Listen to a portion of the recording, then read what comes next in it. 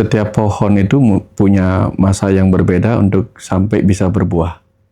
Kemudian setiap pohon yang sama-sama berbuah itu mempunyai masa untuk buahnya menjadi matang. Bahkan dalam satu pohon yang sama, masa berbuah yang sama, setiap buahnya sendiri pun punya waktu yang matang, nggak serempak gitu. Nah, hal yang sama terjadi pada diri kita ketika berlatih seperti yang disampaikan Pak Surah. Nggak semua orang akan mencapai waktu yang sama untuk mencapai kematangan dalam meditasi.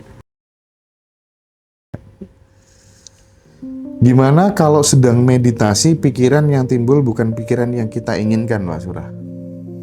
Terima ya. Terima pikiran itu. Karena kan pikiran itu kalau saya kadang ada dua, ada pikiran baik dan buruk. Yang mana kita kasih makan itu yang lebih dominan.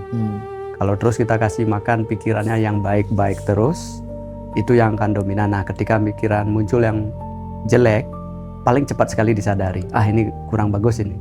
Nah, pada saat meditasi mengalami itu, terima saja.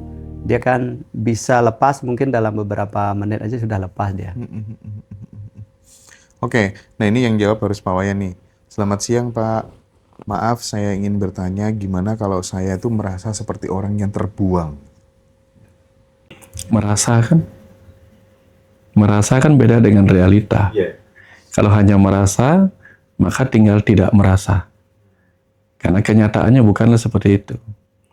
Kalau kita mau merasa sebagai yang terbuang, kita di kehidupan ini pun sebenarnya terbuang. Terbuang dari apa? Dari alam yang lain. Nanti kalau kita mati, kita juga terbuang dari kehidupan. Nah, kalau kita mau merasa, maka dimanapun kita akan merasa terbuang. Tapi kalau kita tidak merasa terbuang, maka yang kita rasakan adalah kita sedang diberikan sebuah kesempatan ada di mana yang di tempat yang kita merasa sebenarnya diberikan kesempatan. Contoh nih, apakah seorang pertapa yang memilih menikmati kesendirian itu adalah orang yang terbuang dari keramaian? Enggak. Tapi kalau dia mau merasa bahwa dirinya dibuang dari keramaian, boleh nggak? Boleh. Maka hanya kita yang menentukan. Contoh nih, kita dulunya adalah bagian dari karyawan, bagian dari 1000 karyawan. Tiba-tiba kita dikasih kesempatan untuk ada menjadi sendirian sebagai seorang manajer. Apakah menjadi manajer itu terbuang dari... Enggak juga, dia merasa terangkat. Jadi kesendirian itu bukan terbuang dari keramaian. Mungkin itu hanya sedang membuat kita disisihkan dari keramaian yang membuat kita tidak sempat menjadi diri kita sendiri. Tinggal kita mengubah rasa. Perspektif aja itu ya. Mas, saya tuh kepengen banget ke Bali dan ketemu sama Pak Wayan.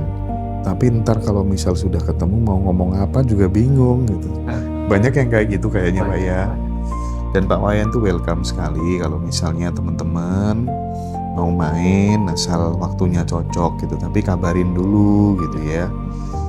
Awal meditasi dari tulang belakang naik ke kepala, ada yang menjalar, badan gerak sendiri, akhirnya jadi takut. Pernah nggak Pak? Pernah rasa sensasi karena waktu itu saya bilang kebangkitan kayak Kundalini kan. Kundalini bangkit saja kan. Saya bilang tiba-tiba naik dia. Nah, pada saat naik itu banyak sekali memutar di kepala kayak begini, kiri kanan. Nah, kalau saya ikutin terus seperti itu, mungkin saya bisa larinya ke klub untuk ikut DJ saja kan. Kan. Jadi saya bisa oke, ini bukan yang saya cari nih. Lalu saya kembali ke sadar napas. Menarik. Ya. Oke. Nah, kalau yang ini Pak Wayan, Pak, pas sadar nafas dan ada yang sakit, apa perlu mengatakan atau memusatkan aliran yang sakit atau diam saja gitu katanya? Tergantung, kalau ingin sembuh, beri perintah, beri aliran kesembuhan. Contoh misalnya kita di rumah ini, kita lagi jalan-jalan di taman rumah kita. Tiba-tiba kita melihat salah satu pot di rumah kita kering. Nah, pertanyaannya, tadinya kan kita mau meditasi jalan ini. Meditasi jalan, keliling taman kita. Kita lihat ada satu pohon kita kekeringan. Pertanyaannya, mau ngasih dia air apa enggak? Terserah. Jadi kalau kita merasa, aduh kasihan pohon saya, ya ambil air, kirimin kesejukan. Sama, Pas meditasi kita melihat ada bagian dari diri kita yang sakit, mau belajar menerima sakitnya atau belajar menyembuhkan. Seperti cerita Cak Nun kemarin, mau jadi lanang apa mulia? Gue tadi wong lanang apa mulia gitu ya. Nek lanang bojomu pegaten gitu ya. Tapi kalau kamu pengen mulia, maafkan istrimu yang selingkuh itu gitu, dan jangan balas gitu kan. Pilihannya begitu. Dan akhirnya, wah aku milih tadi wong lanang Cak gitu. Itu lucu sih. Itu tuh aku dapat cerita dari mana? Dari Mas Helmi itu ya. Iya. Keren sih. Nah ini kan Pak Sura ini sebagai seorang pejalan, seorang pelaku gitu ya. Ini kebetulan mungkin relate juga dengan teman-teman yang tanya ini. Pak, saya udah sering mendengar kajian-kajian tentang kesadaran dan juga sudah praktek. Tapi kenapa belum dapat rasanya? Pak Sura barangkali bisa berbagi gitu. Rasa apa yang mau dicari? Nah, pertanyaan kadang sering. Nah, saya pada saat meditasi dulu, saya ingin memunculkan terus dalam kehidupan tenang. Itu kan kayak kemelekatan yang terjadi. Akhirnya saya membiarkan mengalir begitu saja. Seperti yang saya bilang tadi, tidak usah mengharapkan hasil. Nanti kalau rutin menjalankan, seperti Pak Dok kadang bilang 14 hari, 21 hari saya ikutin seperti itu. Pikiran kita itu kualitasnya beda dengan yang pikiran sebelumnya. Jadi kalau ada persoalan hidup di luar, tapi kita damai sekali di dalam menghadapinya, menerimanya. Oke. Iya benar. Saya tambahin, setiap pohon itu punya masa yang berbeda untuk sampai bisa berbuah. Kemudian setiap pohon yang sama-sama berbuah itu mempunyai masa untuk buahnya menjadi matang. Bahkan dalam satu pohon yang sama, masa berbuah yang sama, setiap buahnya sendiri pun punya waktu yang matang, nggak serempak. Gitu. Nah, hal yang sama terjadi pada diri kita ketika berlatih, seperti yang disampaikan Pak Sura. Nggak semua orang akan mencapai waktu yang sama untuk mencapai kematangan dalam meditasi. Aku tuh sekarang jadi kayak punya kenikmatan sendiri gitu dengan mandu dialog tanya jawab langsung karena teman-teman bisa puas gitu Pak. Ya. Artinya itu sesuai dengan keinginan teman-teman gitu. Jadi ada semangat tersendiri gitu. Mulai tadi malam itu ya. Spesifikasi jiwa yang tenang menurut Pak Wayan Mustika itu seperti apa? Kalau jiwa yang tenang itu bukan berarti dia jiwa yang diam, statis. Nah, kalau kita bisa melihat samudra yang tenang itu bukan samudra yang kehilangan riak. Ya, dia bisa tenang berdiri di sana. Bukan berarti dia, kalau jiwa samudranya beku ya, itu bukan tenang namanya. Itu namanya statis. Gitu. Jadi jiwa yang tenang itu bukan jiwa yang tidak terguncang oleh tidak mendapatkan gelombang itu, riak itu. Cuman dia nggak sampai jatuh terpuruk. Ya seperti orang yang jiwa yang tenang itu seperti jiwa yang bahkan bisa berselancar di atas ombak suka duka kehidupan. Sebagaimana langit yang tak pernah terpengaruh oleh cuaca, awan, mendung gitu ya Pak Wayan ya. Kalau ini menurut Pak Wayan jodoh itu bisa diusahakan atau enggak gitu? Sebagian diusahakan, sebagian enggak. Yang usaha ya artinya begini, ada usaha yang sederhana, ada usaha yang agak berat. Usaha yang sederhana itu bagaimana?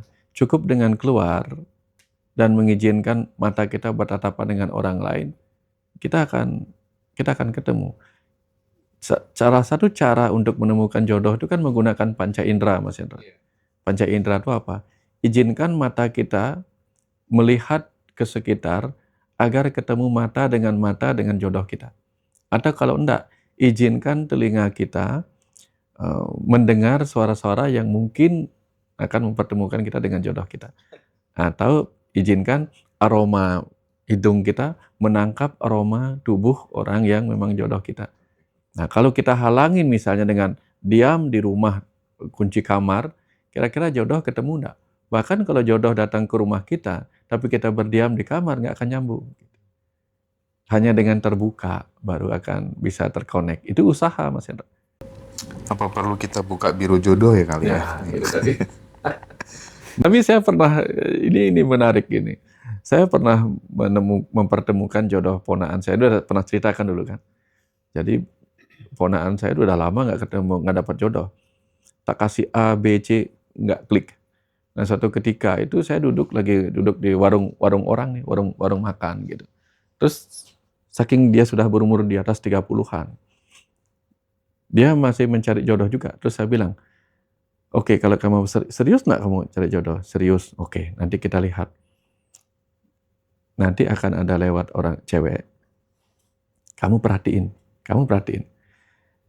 Begitu cewek yang lewat itu, tepat di depan area kita, dia nunduk. Dia nunduk aja. Tapi begitu lewat dari area kita, ya ini kan batas area nih. Begitu masuk dia nunduk, tapi begitu lewat dia akan ngangkat dagu, tapi noleh sejenak kepada kamu, lalu dia balik dan jalan lagi. Tolehannya akan balik lagi situ. Itu jodohmu. Kamu siap nggak? Siap. Nanti kita perhatiin. Udah tak ajak memperhatikan. Jadi beberapa orang lagi kerja nih Mas Hendra, orang-orang lagi kerja. Semua lewat, tapi nggak ada yang menunduk seperti yang cerita itu. Nah ada satu orang tepat, perhatiin aja saya bilang gitu. Tepat di depan kita nunduk, tuh. Pas lewat noleh gitu. Nah itu jodoh kamu. Masa dia mau? Mau, itu jodohmu. Tapi saya sudah membuka mata dia untuk apa? Untuk mewaspadai. Ini kan saya bilang tadi, buka mata untuk melihat peluangnya gitu. Begitu dia lihat, nah itu. Masa jodohmu? Iya, nanti kita lihat. Dan proses berlanjut, sekarang mereka punya anak 2. sudah punya anak 2 dan menjadi bahagia lah. Itu disetting atau enggak? Saya hanya mengatakan, kamu hanya perlu melihat gitu. Melihat, mewaspadai. Karena mungkin selama ini kita menunduk, dia menunduk kan nggak ketemu jodoh. Kan jodoh itu dari mata turun ke hati. Loh mata nggak tatap-tatapan gitu. Aduh.